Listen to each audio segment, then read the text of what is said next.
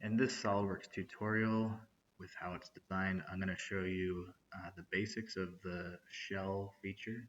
So we have a shell in our feature tree here.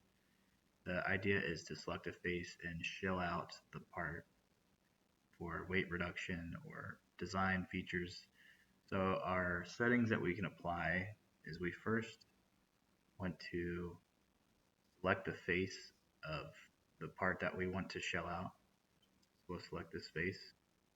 Here we can select the thickness, and we always want to have show preview selected. That way this yellow line shows us what we're doing.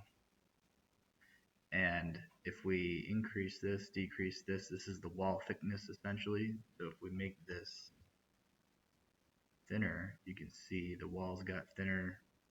See what that looks like. You can see a very thin wall here.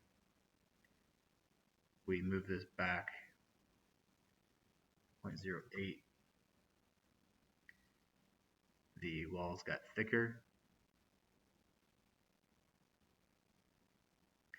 Now, if we do multi-thickness settings, we can actually select this additional face here, and we can give it a variable thickness. Let's say we want to make this one side, just this one side thinner.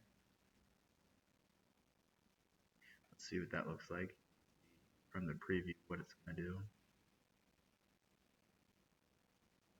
And you can see just this one wall side is thinner than the rest. We do have an additional setting.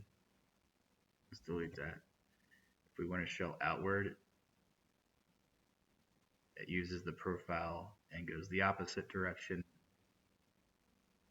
We'll keep it inward. Thanks for watching, guys. We'll see you on the next one.